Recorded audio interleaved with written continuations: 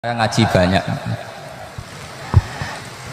Nabi Isa itu kalau orangnya ceria sekali. Pernah ditegur sama Nabi Yahya. Mali aro kadohikan ka'annaka amin tamin makrillah. Saya melihat kamu kok selalu senyum ceria, seakan-akan tidak ada adabnya Allah. Terus Nabi Isa balas ke Yahya, Mali aro ka'abisan ka'annaka ayista min rahmatillah. Kamu kok merengut terus koyok ning donya ora ana rahmat.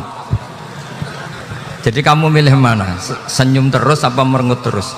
Partainya hanya dua, Nabi Yahya sama Nabi Isa.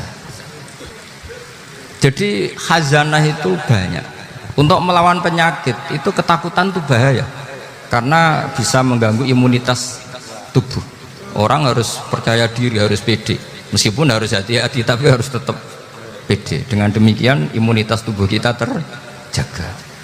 Jadi ya sudah seperti itu. Semua orang punya cara untuk menjaga diri masing-masing.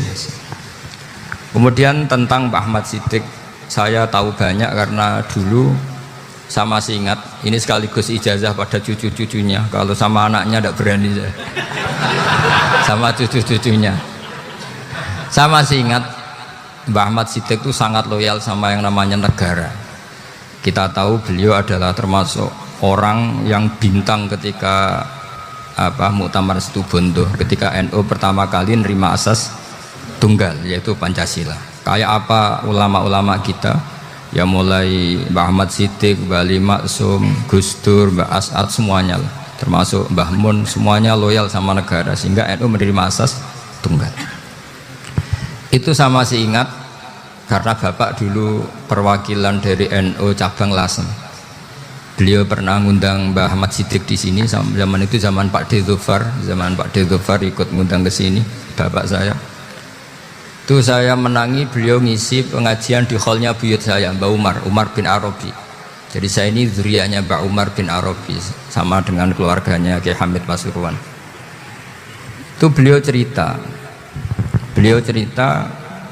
bahwa kemenangan Islam itu tidak harus kita yang menang kangelan. Kadang Allah bikin orang lain yang kangelan, kita yang ikut menang. Jadi dulu kata beliau, banyak ulama ketika kita diserang Jepang, saya masih ingat, saya karena pas itu ikut ke Lasem, karena saya santri sarang, Mbah Mun ngisi di Lasem, saya ikut di Lasem karena saya masih keluarga. Itu ulama-ulama itu mimpi dibacakan ayat ghulibatir rum fi adnal ardi wa hum min ba'di ghalabihim sayaghlibun fi bid'i sinin lillahil amru min qablu wa min ba'du wa yawma idzi yafrahul mu'minun. Itu dulu itu ada pertarungan besar antara kerajaan Romawi dan kerajaan Persia. Kita tahu Romawi itu Nasrani. Saya ulang lagi, Nasrani itu percaya adanya Allah, adanya Tuhan, dan percaya adanya kitab samawi. Sementara musuhnya itu Persia, orang yang tidak bertuhan, tidak berdasar kitab samawi. Ketika Persia mengalahkan Romawi, itu orang Islam ikut susah karena terus dibully sama orang-orang kafir Mekah. Orang kafir Mekah adalah orang yang tidak punya kitab samawi. Katanya orang kafir Mekah, iku lho balamu. Jute duwe kitab, jarene di hubungan mbek langit, nyatane perang keok. Paling kon ya padha. Jadi ada analogi bahwa kalahnya orang Nasrani itu dianggap simbol kekalahan orang yang bertautan atau berhubungan dengan langit. Akhirnya orang Islam susah. Saking susahnya orang Islam sampai Abu Bakar itu tanya, ya Rasulullah, lalu orang Romawi menang itu kapan? Terus ada surat turun fi bid'i sinin. Ya kira-kira 3.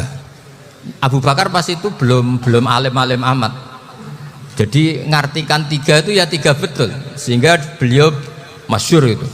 Cara Jawa totoan itu kimar. Pokoknya nanti Romawi pasti menang 3 tahun lagi. Akhirnya ketika datang itu taruhannya dengan 10 onta. Datang ke Rasulullah, Nabi menjelaskan, Lho ndak.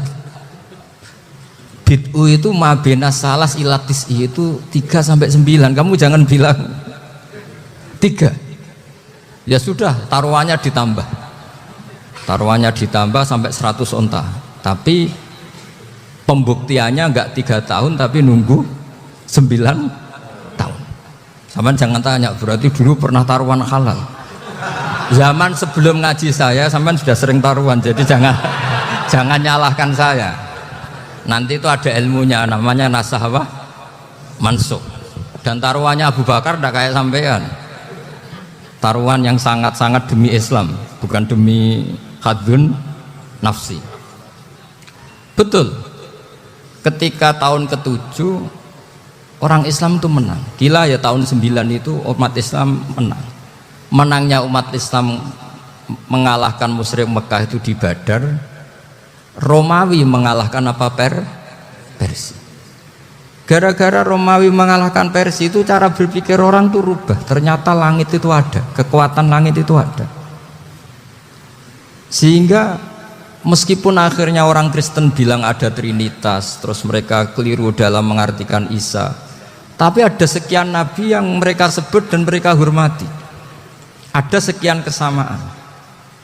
Sehingga dalam Islam, saya ulang lagi, dalam Islam, andai kan disuruh milih orang komunis sama orang Nasrani, Islam tentu sama-sama kerjasama, milih sama yang Nasrani, karena ini ahli kitab, kerjasama loh, bukan milih menjadi Nasrani. Nanti kalian salah paham, senangannya terus bully, itu semangatnya pasti hasut. Nah, terus lalu relevansinya dengan Indonesia gimana? Wa yauma idzi yafrahul mu'minun, ketika orang Romawi yang punya kitab samawi mengalahkan Persia yang tidak punya kitab samawi, itu orang Islam ikut bunga, ikut gembira. Itu semua kiai banyak yang mimpi seperti itu. Ini cerita Pak Ahmad Siddiq, saya dengarin. Ternyata betul, Jepang itu nggak dikalahkan Indonesia. Jepang, Hiroshima dan Nagasaki dibom oleh apa? Sekutu. Akhirnya Jepang pulang. Pas Jepang pulang, Indonesia merdeka.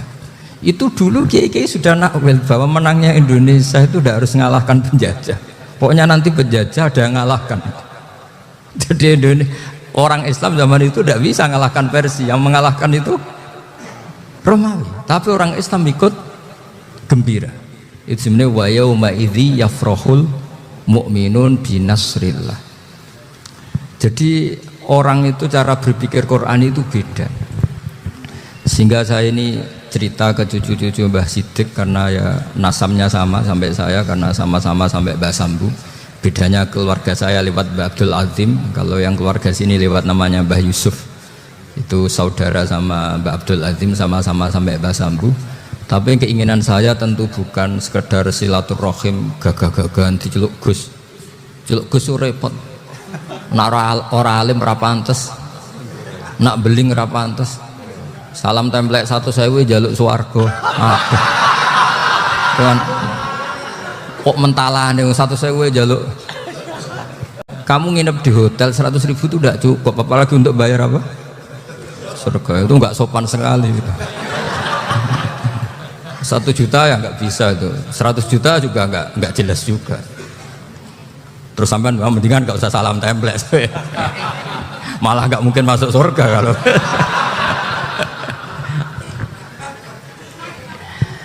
Jadi dulu yang namanya zuriyah, sampean tenang saja, nasab sampean tidak kalah dengan kita, karena nanti setelah di kuburan itu gus-gus itu nggak penting. Semua kalau tanya bapak kamu siapa, jawabannya siapa? Nabi Ibrahim.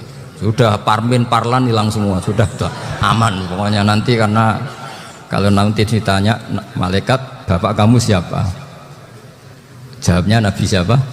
Ibrahim. Makanya saya itu pemuja Allah yang serius. Sampean ya pemuja Allah, tapi kan kadang kurang alim. Saya ini pemuja Allah serius. Saya itu kalau ngaji, ya ngaji biasa belajar, itu sering nangis seneng. Misalnya saya baca tadi Miftahul Jannah la ilaha illallah, lung kunci kok dikasihkan. Kita ini masuk neraka gak pantas, enggak bawa kuncinya kok masuk gitu. Harusnya kita ini masuk surga, kita kan pegang kunci surga, gak pegang kunci neraka. Maka aneh kalau kamu masuk neraka itu aneh. Coba kita pegang kunci surga apa kunci neraka? Tapi kadang teman saya neraka ora ono kuncine. Karena tidak ada pintunya. Terus saya bilang, kamu kok tahu? Memangnya mau ke sana, kata saya.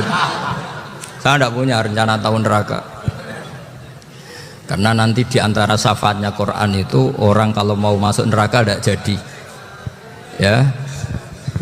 Ya nggak apa-apa ya, diatur sendiri. Jadi di antara syafaatnya Quran itu orang nggak jadi masuk neraka. Jadi syafaat itu ada dua, dari neraka diangkat ke surga, dan itu bisa lama itu. Tapi kalau syafaatnya Quran itu yang belum masuk neraka supaya nggak jadi masuk neraka. Karena neraka juga punya aturan, dia juga kena aturan fikih. Jadi loh betul ini, saya ada akunya.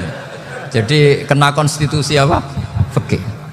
Sama tak ceritani syafaatnya Quran itu ada orang itu beling itu fasik. Itu dia hafal surat Tabarok, hafal betul. Tabarakalladzi biyadihil mulku wa huwa ala kulli syai'in qadir alladzi khalaqal mauta wal hayata. Pertanyaannya gini, boleh enggak orang menginjek surat Baqarah? Boleh enggak? Enggak. Padahal orang hafal Quran itu artinya ayat itu ada di hatinya. Fa inna wa ta'ala la yu'adzibu qalban wa al-Qur'ana. Allah tidak akan menyiksa hati yang menyimpan Quran, yang jadi flash disknya Quran, yang jadi rekaman Quran. Singkat cerita orang ini hafal. Pas ketemu Mungkar Nakir prosedur kan, ini orang fasik mau diantemin sama Mungkar Nakir. Prosedur ya, dia kan prosedur standar. Si surat Tabarok akhirnya menjelma jadi seseorang yang gagah berani. Kamu nggak boleh nyiksa orang ini. Saya ini kalamullah. Kalau kamu nyiksa dia berarti nyiksa saya. Kamu berani sama kalamullah. Wah ya tidak berani jadi Mungkar Nakir. Tapi orang itu nakal, harus saya gebukin. Tapi kata Quran tadi, tapi saya di situ pasti kena saya. Oh debat, nggak ada lajnahnya, ini nggak ikut. Kalau Gus Verjon ikut jadi lajnah. Kalau jadi lajnah pasti kroninan. Kalau santrinya dimenangkan nanti. Wah, akhirnya debat. Ya sudah kita ketemu Allah. Akhirnya Mungkar Nakir sama Quran tadi surat Tabarok datang sowan sama Allah. Terus kata Allah, memangnya kenapa Mungkar Nakir? Saya harus nyiksa dia karena dia fasik ya Allah. Memangnya kenapa surat Tabarok? Saya ada di situ. Menurut aturan orang tuh nggak boleh injak-injak Quran. Kalau dia nutuk saya, nutuk Quran, itu harus dikasih tahu fikihnya Mungkar Nakir. Akhirnya Allah ngendikan gini ke surat Tabarok, ya sudah terserah kamu. Kalau terserah kula Gusti, Mungkar Nakir nggak boleh nyentuh orang ini. Ya sudah selamat. Sehingga terus itu sama baca di termasuk mujizatnya surat Tabarok di tafsir Ibnu Katsir banyak. Karena tadi logikanya malaikat itu juga kena aturan fikih. Sehingga banyak ulama termasuk Said Muhammad ngendikan pertanyaan Mungkar Nakir itu tidak semua orang kena. Kalau semua orang kena nanti kalau tanya Nabi Muhammad, waman Nabi Yuka. Kacau kan jamnya. Nabi kamu siapa? Lu saya ini Nabi. Ya kan? Lah nanti kalau pas ketemu Nabi Ibrahim, waman abuka. Jadi repot kan? Makanya ada kiai yang guyon kalau ditanya, "Marob buka?" Saya ini guru tauhid sembrono. Saya ini ngajar Umul Barohin, kamu tanya marob buka. Masyhur itu keramatnya Imam Malik itu. Ada Ashabu Malik, rajulun min ashabi Malik. Beliau ditanya Mungkar Nakir, marob buka mana buka. Imam Malik datang, ini seumur-umurnya itu ngajar tauhid. Kok kamu bedai itu gak sopan kamu. Nah, kita berharap barokah sampean ngaji nanti itu. Yes. Malaikat itu anak sungkane itu. Jadi itu ada juga. Dan saya meskipun guyon itu serius. Bedanya orang alim sama ndak itu di situ. Kalau orang alim itu guyon itu masih benar, masih serius. Coba saya bacakan ayatnya. Ala inna auliya Allahi la khaufun alaihim wa lahum yahzanun. Terus lahumul busyra fil hayatid dunya fil akhirah. Artinya kalau Mungkar Nakir dengan penampilan garang gitu, berarti ada ketakutan apa enggak? Ada, padahal ciri utama walinya Allah tidak ada ketakutan. Makanya itu termasuk dalilnya Sayyid Muhammad, tidak semua orang alami seperti itu, karena wali-wali itu la khaufun alaihim wa lahum yahzanun. Wah, anak kiai ketemu karena kerja wedi wedek. Iku dreseke ora kok pertanyaan tok, nak konan santri piye? Lho isen wis kiai dihanjuti mau karena kerja. Malu gak kira-kira? Mesti pelengahan konan santri piye? Nak jawabannya gampang karena pernah ngajar tauhid. Makanya Sayyidina Ali ini cerita ini ada di kitab Nurul Dholam, sama lihat di kitab Nurul Dholam karangannya Syekh Nawawi Banten. Itu Sayyidina Ali itu ya, andaikan orang biasa mungkin ya agak-agak hasut, tapi ini wali gak boleh kamu katakan hasut. Dia itu mangkal sama Umar. Orang kok setiap orang pernah dibentak, apa dia berani bentakmu karena penasaran dia. Bagaimana perangnya Umar itu berlanjut enggak gitu kira-kira. Akhirnya minta, ya Allah saya minta kasyaf. Ya karena yang minta Sayyidina Ali karena mau wajah dituruti sama kasyaf. Dilihat Sayyidina Umar pas meninggal itu. Jadi hasud itu ya kadang penting asal baik. Loh betul, bahasa Kanjeng Nabi kadang la hasada illa fisnaten. Itu Nabi membahasakan ya hasad. Gus Firson saja yang nafsirkan ghobtoh itu kan.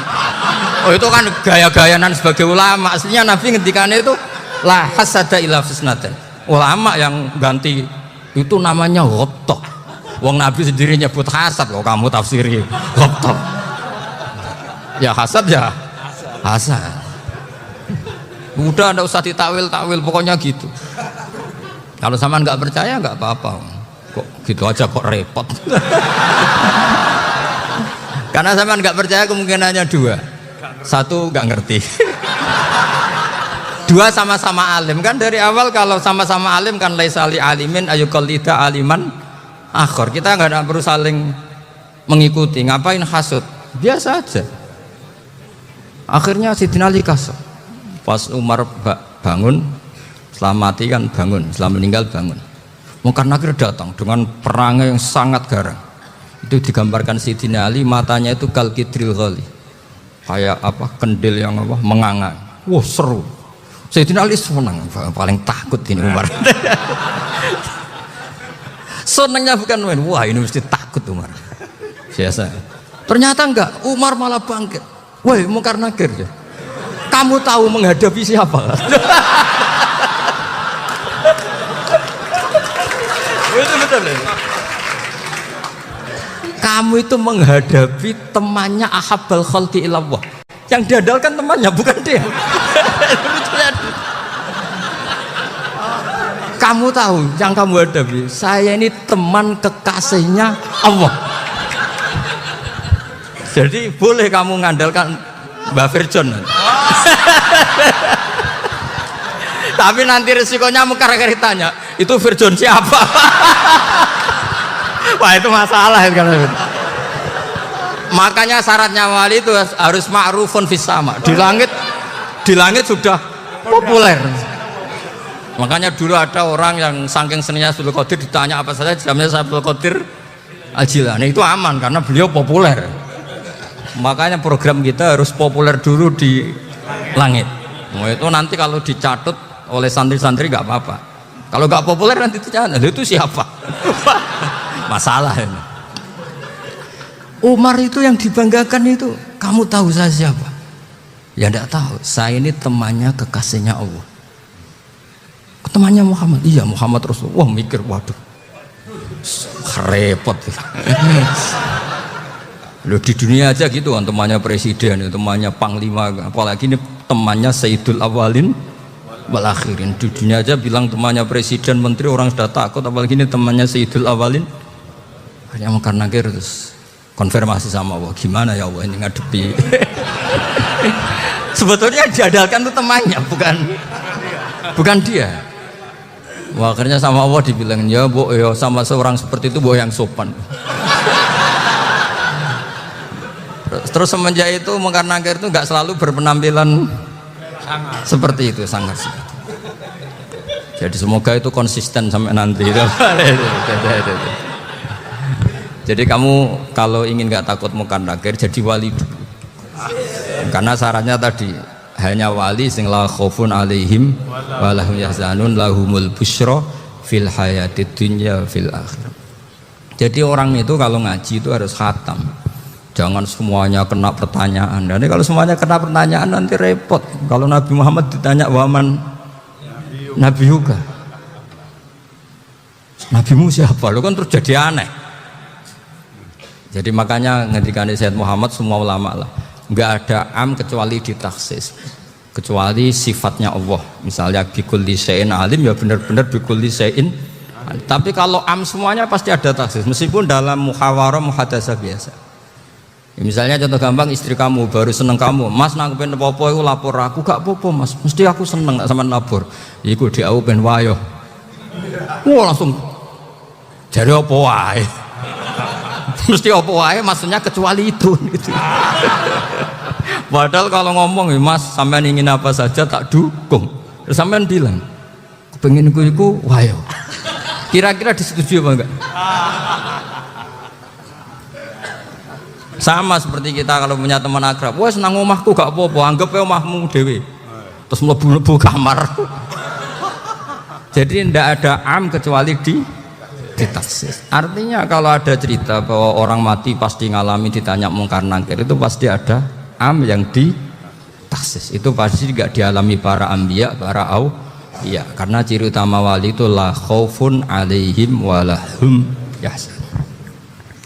Kemudian saya yang mau cerita ya supaya sampean bisa menghadapi dunia global ini, tak bawa tafsir Munir termasuk tadi.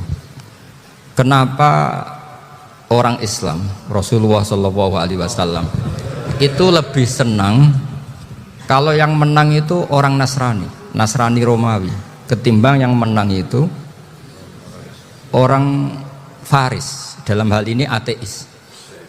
Karena orang ateis itu lebih ngeri. Sebetulnya beberapa penemuan sains terutama di ilmu medis itu orang Amerika, kayak cloning. Tapi orang Amerika itu masih dilarang oleh gereja untuk mengaplikasi. Karena nanti bayi cloning itu dipakai suku cadang. Di Amerika masih ditentang oleh fatwa-fatwa agama baik Islam maupun Kristen. Tapi di Cina itu dipraktekkan. Karena nggak ada halangan agama.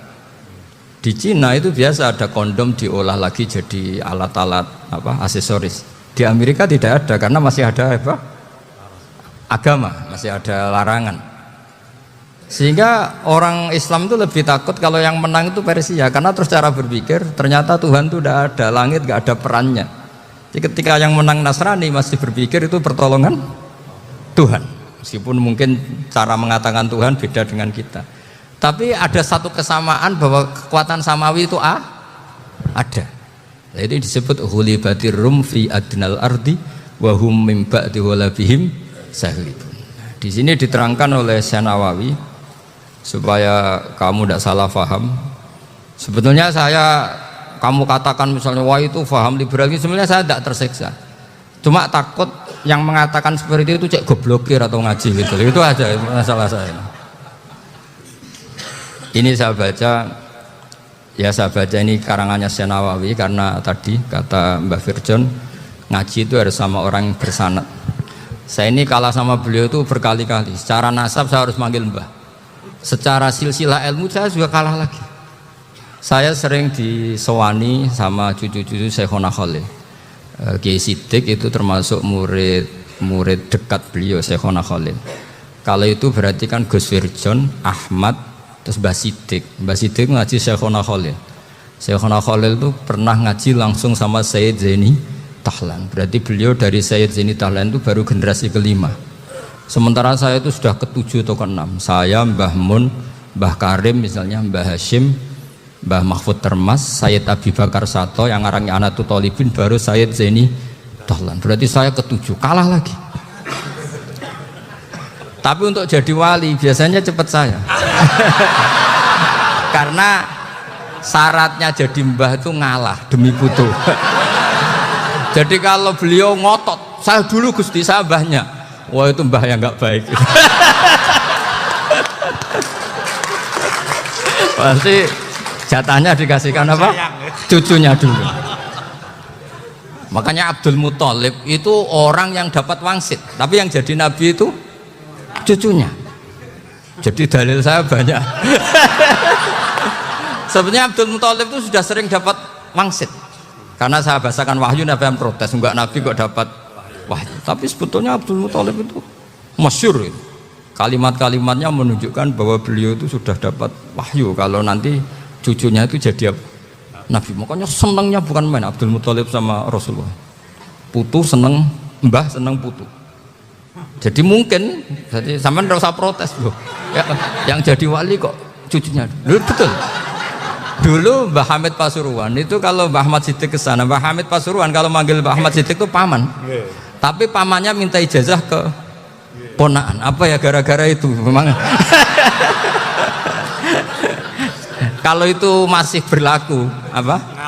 Ngalah tadi. Kayaknya masih apa? Hawane masih.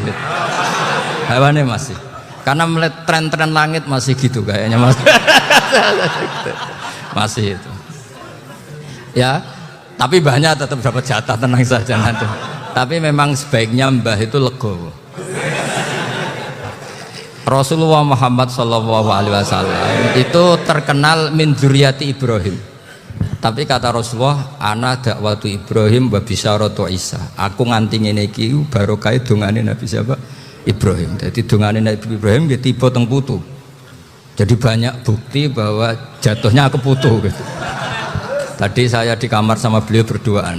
Nih Mbah sing dadi wali di sini. Aku webah. Cocokan tadi. Nah, kenapa saya akhir-akhir ini gulirkan daftar wali? Kenapa? Saya ini resah ya, orang sudah ingin dicintai pejabat, dicintai tetangga, dicintai teman. Tapi kadang-kadang orang lupa lagi dicintai apa. Makanya saya meskipun guyon, tapi ini amdan, bukan sahwan. Supaya orang punya cita-cita lagi jadi wali, ingin dicintai Allah. Kita ini terlalu lama ingin dicintai makhluk. Mbok ya naik kelas sedikit lah. Ingin dicintai Allah Subhanahu wa Ta'ala. Meskipun saya guyon, tapi tadi guyon saya tuh lebih serius ketimbang serius Anda. Karena tak pikir. Saya tuh kalau pergi itu seneng ngebis, bukan karena saya tidak punya mobil, tapi saya sering mau butuh itu supaya gak diganggu.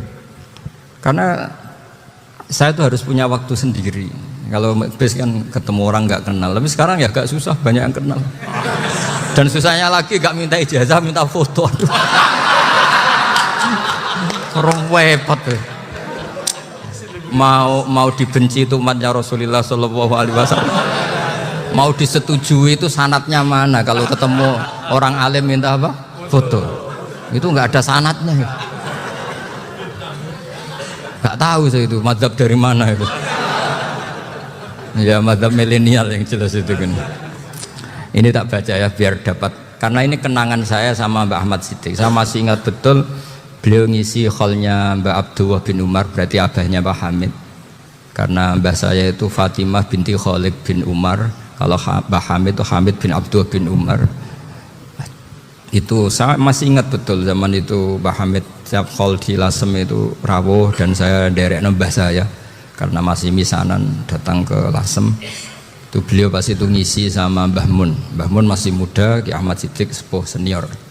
Itu beliau cerita bahwa dulu ketika Indonesia dijajah Jepang itu para kiai mimpi dibacakan ayat Khulibatir Rum fi adnal ardi wa hum mim ba'di walabihim salim. Terus ada kiai yang tanya, takwilannya gimana? Ya nanti Jepang pulang bukan karena kita yang mengalahkan, tapi Jepang ada yang mengalahkan sendiri meskipun tidak kita.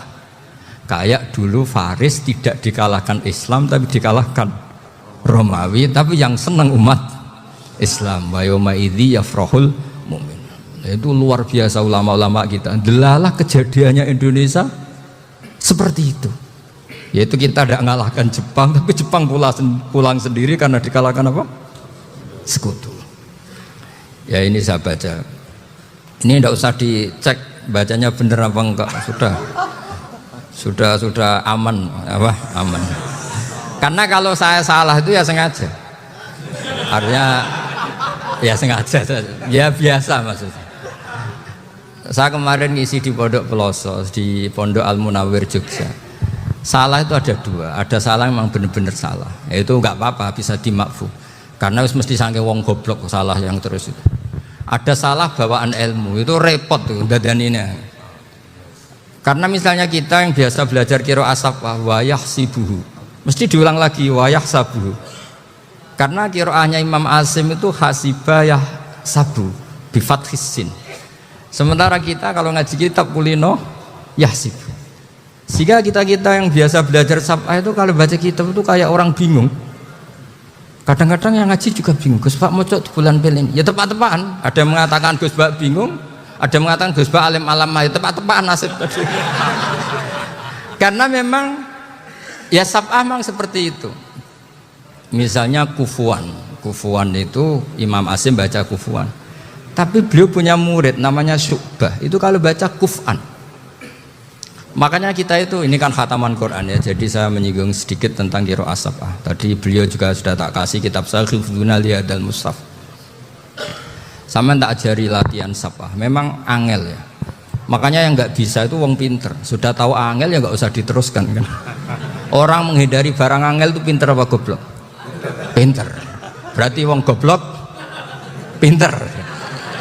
Saya tuh makanya sama orang goblok tuh respect. Jadi orang alim tuh angel apa gampang?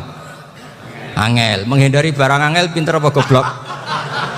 Loh, orang menghindari barang angel pinter apa goblok? Pinter. Berarti wong goblok pinter. Jadi saya sama orang-orang goblok itu respect. Sudah tahu jadi orang alim angel ya barang angel ya harus dihindari. Makanya saya ini insya Allah umatnya Nabi yang termasuk yang terbaik. Amin. Karena mencintai umatnya Nabi termasuk yang goblok. Wah, itu udah gampang itu. Karena tadi udah tahu ya. Seperti itu loh orang naik panjat pinang itu yang naik karena ingin hadiah. Yang nonton sudah tahu wah licin kok dinaikin mau keplodok ya. Tapi orang sepakat yang nonton juga pinter karena sudah tahu ribet kok. Tukun yang pasar akan naik lah apa mana. Sama juga gitu. Ngalim tafsir angel, ngalim fikih angel, tak karek ngaji ngerekam kan gampang. Itu pinter apa goblok? Pinter. Iya. Makanya kula niku mbok burohno ngono tok. Saya tadi dinasihati Mbak Firjon, muga-muga hati saya selamat. Saya itu meskipun kata orang banyak, muhibin saya banyak, tapi saya insya Allah tidak riya. Saya itu pakai kitab namanya Tasbitul Fuad, itu karangannya Sayyid Abdul Al-Haddad. Ketika beliau punya muhibin banyak ditanya, bagaimana ya Habib Anda menjaga hati Anda? Jamnya Sayyid Abdul Al-Haddad itu unik. Innama azzamu Allah. Mereka itu sebenarnya menghormati Allah. Cuma butuh sarana, dan itu saya. Jadi saya tahu sampean semua itu mencintai Quran, mencintai sunnah Rasul, mencintai hadis-hadis Rasul. Cuma sampean kan karena nggak paham, terus manfaatkan saya. Jadi sebenarnya saya ini korban. Korban. Jadi saya mau riak gimana? Korban kok mau. Bangganya di mana tuh? Coba sampean misalnya ngaji tafsir, belajar sendiri kan susah.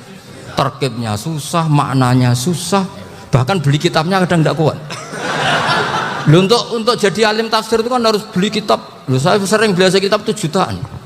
Tafsir Tobari, saya pernah beli kitab Fakhrur Razi itu berapa coba? 27 jilid. Karangannya Fakhrur, belum karangannya ulama modern Imam Sya'rawi. Itu berapa jilid? Itu jutaan. Saya kemarin juga dihadiahi kitab Pak Quraish Shihab namanya Faidul Bari fi Syarhil Bukhari. Pak Quraish Shihab yang terkenal. Dia sering diskusi sama saya. Saya ngasih hadiah beliau ngasih hadiah saya. Oh itu harganya nggak kuat. Tidak kuat kadang di Indonesia nggak ada coba. Dan sampean orang hebat menghindari kesulitan itu. Nah, kesulitan itu Gus Bak ngaji ikut, kalau nggak paham dirukokno rekamannya sudah gitu. Pinter mana sampean sampai saya? Pinter sampean kan? Bikin sosis susah, beli aja kok repot kan. Nah, makanya nggak boleh orang bilang, wah aku goblok reso tafsir aku wong pinter. Makanya nanti kalau saya ketemu Nabi tidak termasuk orang yang mentahkir orang Islam. Kafa bil mari isman ayah kira akhahul muslim. Jadi cukup orang itu dosa kalau menyepelekan orang Islam, termasuk darani sampean goblok itu dosa. Caranya enggak darani goblok ya tadi di logika tadi. Alim itu angel. Ngendari angel itu pinter. Berarti wong bodoh pinter ya sudah gitu. Tapi tetap bodoh. Tapi ini satu cara untuk saya respect gitu. Coba orang yang ngaji tafsir saya banyak, mungkin ribuan. Itu sebetulnya mencintai Quran. Karena Quran adalah kitab suci yang panduannya umat Islam. Sangat mencintai Quran. Terus kemudian mereka nggak paham. Terus mencari orang yang memahamkan. Burohno lah cara Jawane. Terus keren saya itu di mana coba? Lah terus mereka kurang ajarnya gini, kalau paham itu ya alhamdulillah paham. Kowe nak ngaji Gus Bae ngono tok. Tapi nek ora paham, ora nyalano akal ya. Mari Gus Bae nerangno cepet, mulane gak paham. Ora kok nyalano uteke sing lelet tuh. Oh kan masyaallah, naudzubillah tenan. Sebetulnya tingkat kurang ajarnya tinggi Gus sebenarnya. Jadi kalau nggak paham itu kadang nggak nyalahno uteke. Kayak mau misalnya, mau mari mikir aja jelas. Padahal misalnya jelas orang mesti paham, bodoh. Paham? Jadi kata Sayyid Abdul Haddad, innama azzamu Allah. Sebenarnya mereka itu sangat menghormati Allah. Makanya kita nggak perlu mengatakan wasilah itu kafir, nggak akan. Karena orang tawasul sama Rasulullah itu ingin dapat ridhonya Allah lewat orang yang dicintai Allah. Kita mencintai wali sebenarnya, wah itu kekasih Allah. Kita mencintai itu karena mencintai Allah. Sama seperti gini, kamu mencintai kangkung apa enggak? Sebenarnya sama sekali enggak. Tapi kamu ingin sehat, ada asupan gizi. Kamu ingin tubuh kamu sehat, butuh asupan gizi. Kemudian kamu makan kangkung. Apa terus kamu cinta kangkung? Kan enggak. Cinta kesehatan kamu sama. Orang yang mencintai saya sebenarnya ingin kepuasan rohani. Saya kan termasuk kiai yang torekonya gampang. Ini swarga kan akhirnya penggemarnya banyak. Coba kalau kamu neraka. Wah, jadi sebetulnya Anda mencintai kepuasan Anda sendiri. Nah, saya ini korban. Makanya untuk masuk surga cepat saya. Korban itu cepat. Da'watul mazlum la turaddu kan gitu. Laisa bainahu wa bainallah hijab. Jadi saya kalau dongo langsung seret langit. Karena mazlum. Saya sinau tafsir itu Pak, sampean bayangkan ada tafsir itu sudah 27 jilid. Sengarang Fakhrul Razi itu bulatnya bukan main. Karena dia ahli filsafat. Bulatnya Masya Allah. Sudah gitu sinau Jalalain kadang dikomen oleh Sawi. Sudah kita percaya Jalalain jebule dibuli Sawi. Percaya Sawi dikandani, oh iku Maliki rasa ribet. Sudah gitu sinau Qurtubi, sinau tafsir Tabari itu susahnya. Belinya susah, belajarnya susah. Padahal saya punya keluarga, punya istri, punya anak. Bayangkan kalau istri saya rewel kayak istri sampean. Wah itu, tapi alhamdulillah enggak. Sama sekali enggak. Allah sudah milihkan, wah ini bahaya kalau punya istri rewel. Imam Sibawai itu kitabnya banyak, tapi yang terbukukan hanya kitab Sibawai.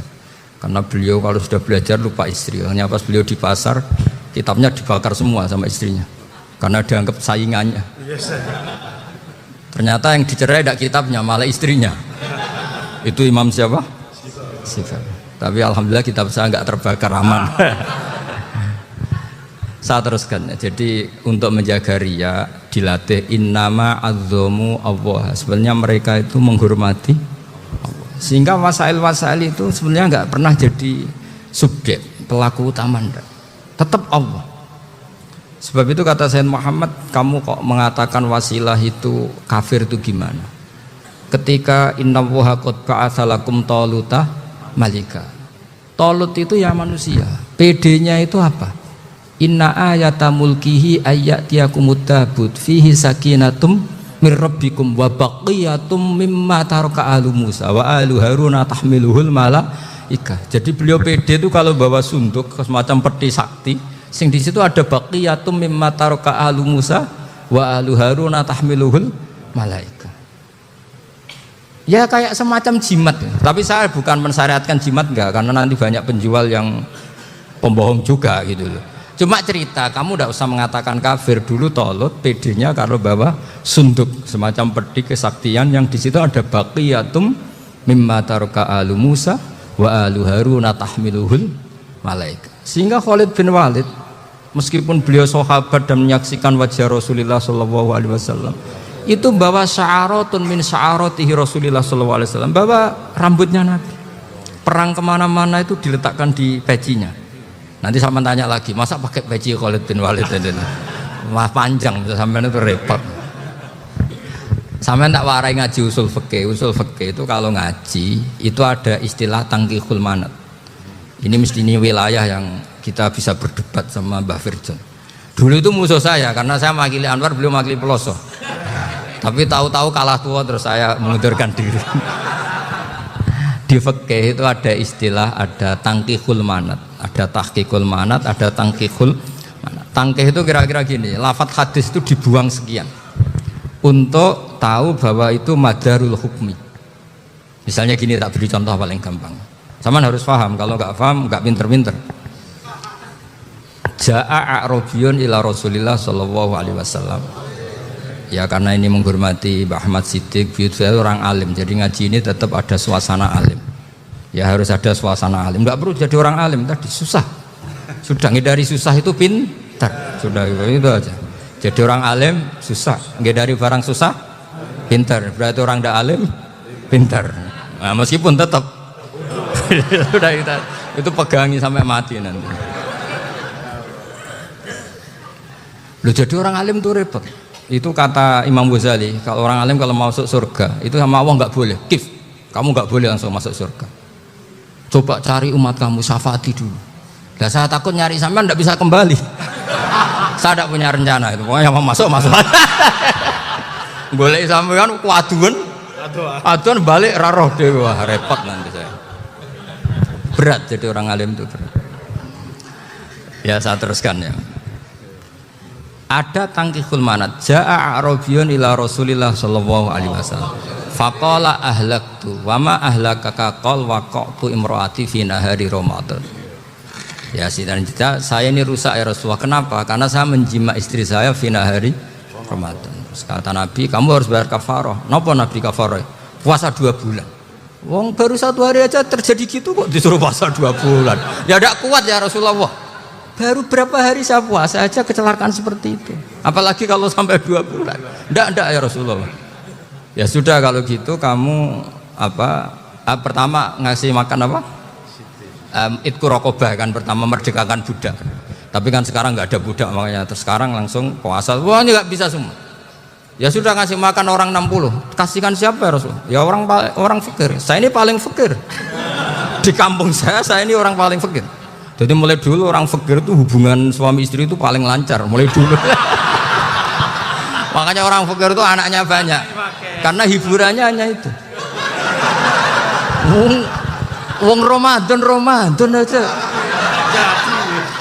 Coba mau ke ATM nggak punya uang, mau antri di bank nggak punya, mau apa coba? Itu mulai dulu. Ini sanatnya mutasil.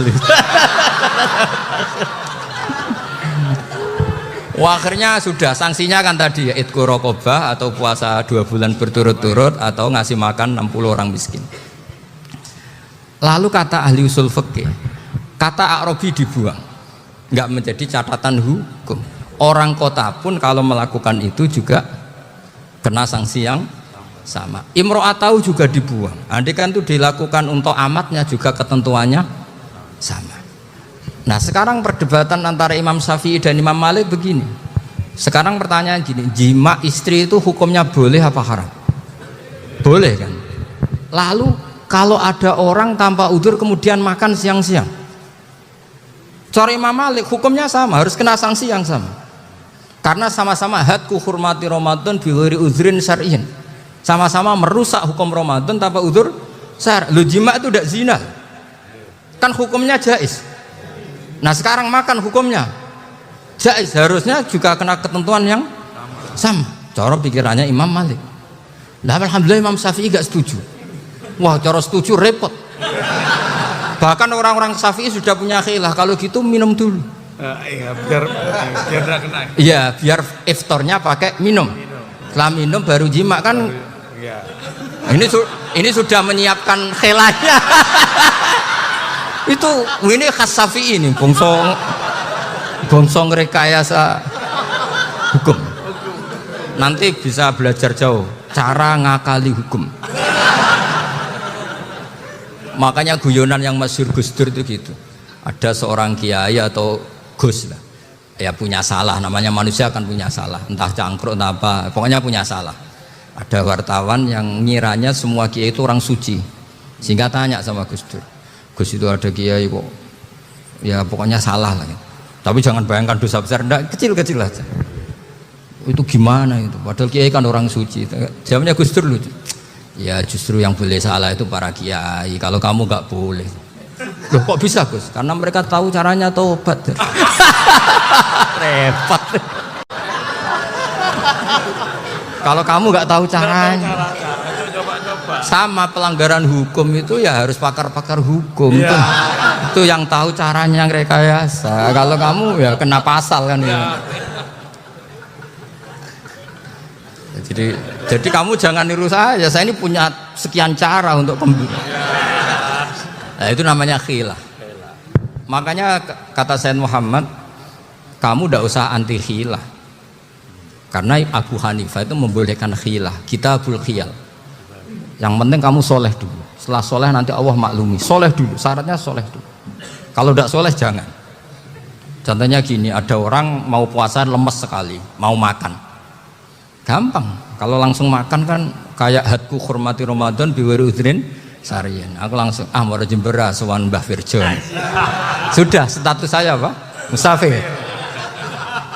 Ya sudah, berangkat aja sampai Tuban makan.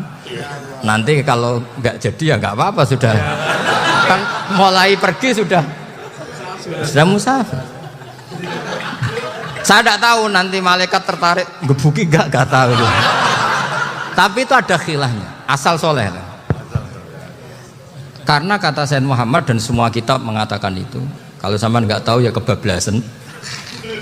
Nabi Ayub, yang nabi yang terkenal Gudiken itu siapa? Ayub ya. Nah, itu yang Israiliyatnya kan seru lah. Gudiken dikukur bek kreweng itu terlalu lah kalau itu. Untuk kreweng konti, orang Arab orang kreweng itu sudah masalah itu. Singkat cerita. Nabi Ayub ketika diasingkan kaumnya itu kan nggak punya sumber makanan. Lah orang lelaki itu mulai dulu egois. Istrinya Nabi Ayub itu cantik sekali, udah cantik rambutnya bagus.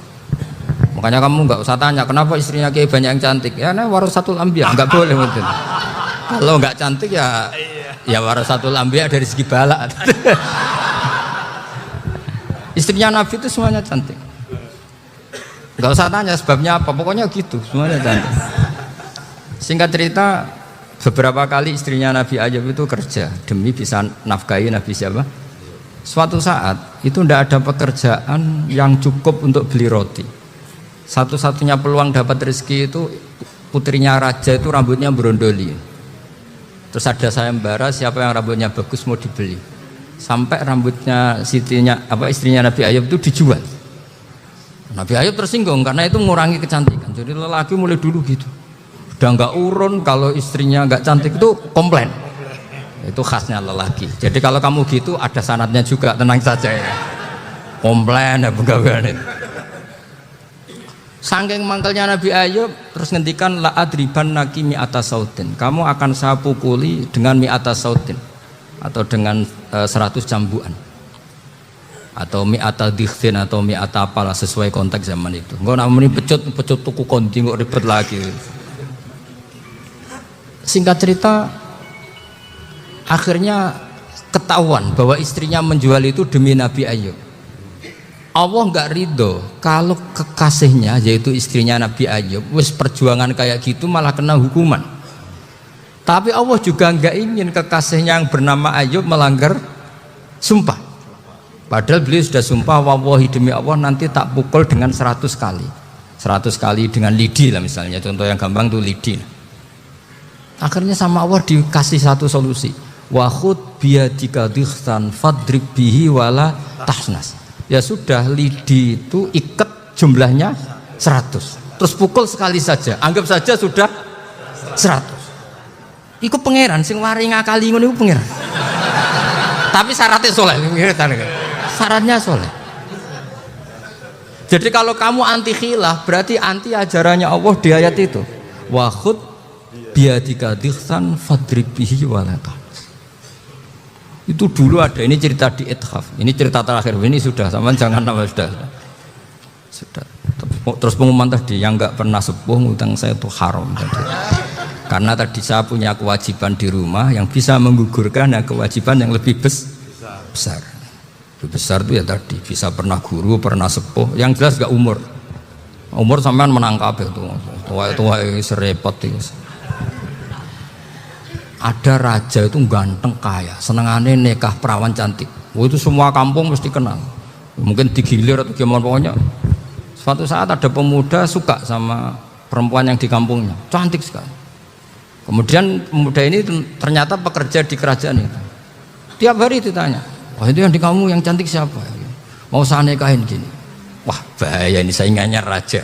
Jadi yang dibidik pemuda tadi itu saingannya. Si raja ini orang yang namanya raja kan gengsinya tinggi.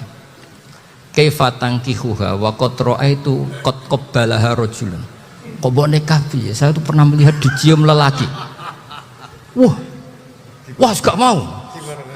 Gak gelem wis kadung ditambung lan wa qad qabbalaha rajulun. Saya pernah melihat sendiri qabbalaha rajulun, dicium oleh lelaki. Sudah gak minat raja langsung gak keren. Suatu saat pemuda tadi nikahi perempuan itu. Rajanya marah-marah. Kamu laki gak punya harga diri gini. Gak punya selera, gak punya harga diri. Sudah pernah dicium orang kok tetap dinikah. Terus bilang ke rajanya, takrif manir rojul, lelaki itu siapa? Abuha. Kamu tahu lelaki itu siapa? Sopo? Abuha. Bapaknya. Saya kan hanya bilang rojulun. Pernah dicium lelaki. Lah pikirannya raja lelaki kue ngene iki. Tapi butuhe canom mau raja ben gak sida. Itu aja tuh. Baru kayak digulirkan gitu waqat qabbalah rajulun. Enggak mau. Setelah itu suatu saat pegawainya tadi nikahi perempuan. Kamu gak punya harga diri gini. Kamu tahu manir rajul apa abuha. Nak ngono aku gak apa-apa. Lah monggo sakniki wis bojo kula. Ora trimo wis diambung wis macem-macem. Lah itu namanya khilah. Apa? Khilah. Kalau di balaghah disebut tauriyah atau apa. Tapi saya tidak ngajari sampean seperti itu. Sudah pinter sebelum saya ajarin. Bangsa ngakali kan sudah pinter. Ya ini terakhir tak baca Arabnya saja nanti. Bismillahirrahmanirrahim. Biar dapat barokahnya Syekh Nawawi juga barokahnya guru-guru. Bismillahirrahmanirrahim. Wasababu nuzuli hadil ayati annahu kana baina farisa war rumi qitalun wa kana al musyrikuna yawadduna antaghliba farisu ar-ruma li anna farisa kanu majusiyan ummiyin wal muslimuna yawadduna ghalabatar rum ala faris liqaunihim ahla kitabin. Jadi zaman dulu orang Islam lebih senang kalau yang menang itu orang Nasrani. Kalau bandingannya ateis. Karena bagaimanapun percaya kekuatan langit. Sementara orang ateis sama sekali tidak percaya kekuatan. Apapun bedanya kita dengan Nasrani itu ada kesamaan, yaitu percaya adanya kekuatan langit. Sehingga ketika orang Romawi kalah itu orang Islam ikut susah. Paham ya? Makanya ini tak baca biar sampean enggak macam-macam pikirannya. Fab'atha Kisra saat terusnya ya pokoknya seperti itu. Akhirnya Rasulullah SAW berdoa lebih senang yang menang itu Rom karena ahli kitab. Artinya apa? Kemenangan ahli kitab adalah kemenangan makhluk atau hamba Allah yang mentautkan kekuatan kita di bumi dengan kekuatan langit. Makanya saya berharap selain kita ikhtiar medis, kita harus memperbanyak istighfar. Bagaimanapun semua itu dari Allah Subhanahu wa ta'ala. Kita menghormati negara dengan ikhtiarnya, tapi saya mohon sekali kita juga istighfar karena semua itu juga ditentukan oleh Allah, oleh langit. Ya, saya kira demikian. Assalamualaikum warahmatullahi wabarakatuh.